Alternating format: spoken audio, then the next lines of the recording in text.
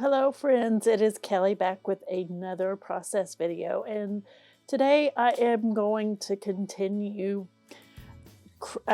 completing these base pages that I made a few months back. So last week I released a video where I completed 2 of the base pages, and this week I'm going to go ahead and release this one, which is another 2 layouts I finished using the base pages, and I will link the video from when I created the first batch of base pages and the other ones that I have completed from that batch.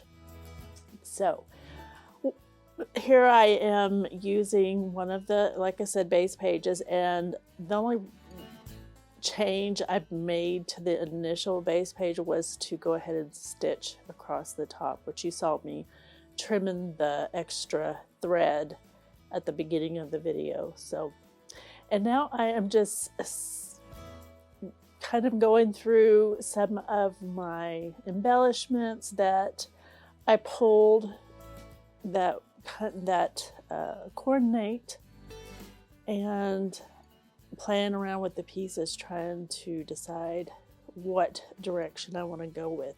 So this is my oldest daughter, and when I think of her, I think because we're Texas born and bred, but she has I don't know, what would you call it, a ocean.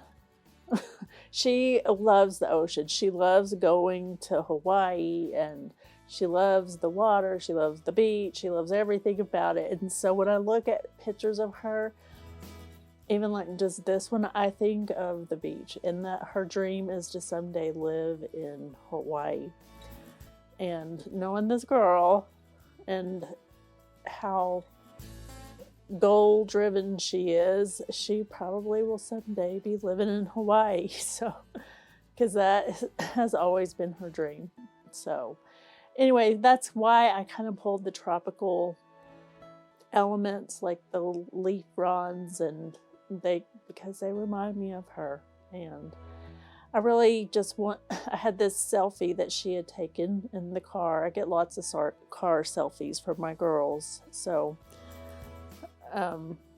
which I'm thankful for. I give them a hard time for taking so many selfies, but secretly I love them because it gives me lots of fun photos to scrap. So anyway, so this is coming up here pretty close to the end. As you can see, I just titled it Dream Big, because she is my dreamer and she is my go-getter, and I'm always proud of her.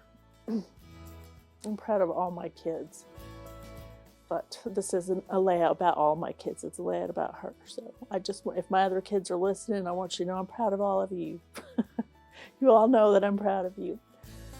So anyway, I adhere some of the elements with foam tape just because I like that little added dimension, and I use that one cork piece and a few pieces from that.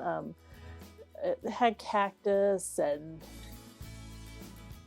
things like that. So the dreamer, the corkboard dreamer, and then the wood veneer there has some gold accents on it, and the arrow next to the butterfly also has gold accents. And then I have these burlap flowers that I just like. I love the texture of these flowers. I use them a lot when I'm using kind of neutral tones, and just because I think they're perfect little fillers.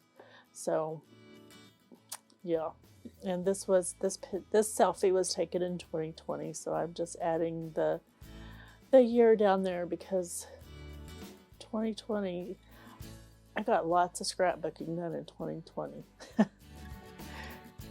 So some people said it, I guess for some people it was a horrible year, but there was a lot of good that came out of 2022. So I choose to look at the positive things, not just negative things.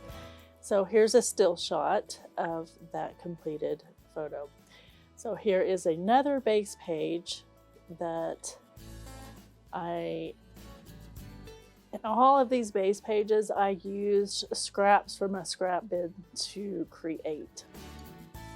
So, and I use my shirt sleeve there to wipe any fingerprints off of my photos. I don't know if anybody else does that, but I've always done that. And plus, it also helps you don't get fingerprints on the picture, and it adheres. It makes the adhesive stick firmer to the paper. So there's a trick for you. Use your shirt sleeve to smooth down your photos.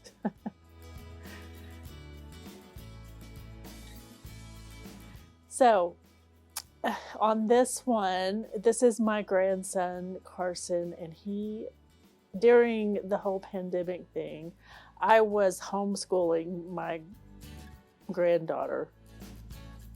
And for those that don't know, I'm a librarian now, but I've been a teacher for over 10 years. So it just made sense since I was home and she was home, that I would homeschool her. But so she was staying with me. My grandson was staying with my daughter. So I had printed this whole little booklet up for him to practice making, just little things that he needed to be working on. Because he's going into kindergarten, or he was going into kindergarten when this picture was taken. So I just wanted him to not feel left out of the whole schooling thing, but also to get him to practice some of the skills that kindergartners need.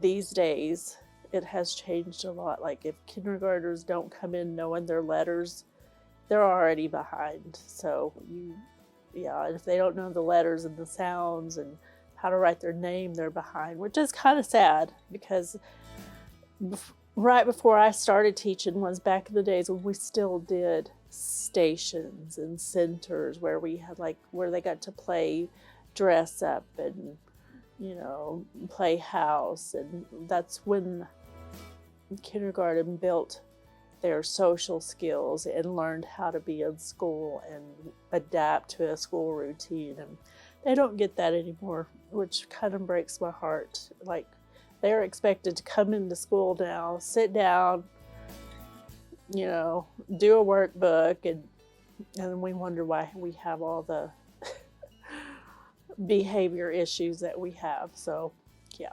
Sorry, I'll get off my soapbox, but back to scrapbooking. So the title, I used some letters from Shamel. The practice part, the word practice came from a Shamel thicker set, which I love, but I don't tend to get to use it a lot. So I was glad to get to use it. And as you see, I just stuck the title right down on the photo. And the title is Practice Makes Perfect. So he has grown so much. He, since this picture was taken, he has started back to kindergarten, and he knows all his letters, all his sounds, and writing his name. And I'm so proud of the progress that he has made, because I was a little worried for a while about him, because he just showed no interest whatsoever and had trouble, sitting down to read a book or so. But I'm super proud. Oh, sorry, my voiceover got cut off. Anyway, what I was saying is he has made so much progress, and he loves school and loves his teacher and is thriving. And I'm just so very thankful and glad that I worried needlessly, because he is, like I said, he's thriving in school and has an amazing teacher. We're very blessed.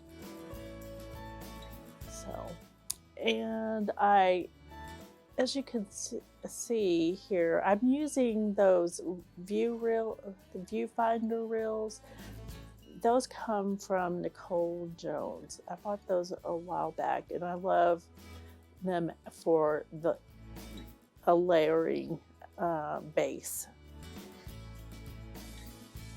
And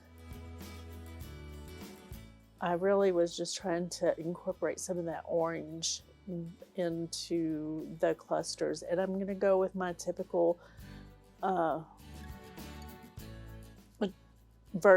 am I trying to say? Visual triangle. Yeah, I almost said virtual triangle. Visual triangle with 3 clusters. So if you connected those clusters with a straight line, you would see it made. So here I am just almost done with this layout. I have a few finishing touches. I'm going to add these stars that I cut from a paper from Cocoa Vanilla, and those are going to serve as my, I guess, my finishing touches as well. I always save like the small little, or as Shadney likes to say, the little sprinkly bits. That's her terminology.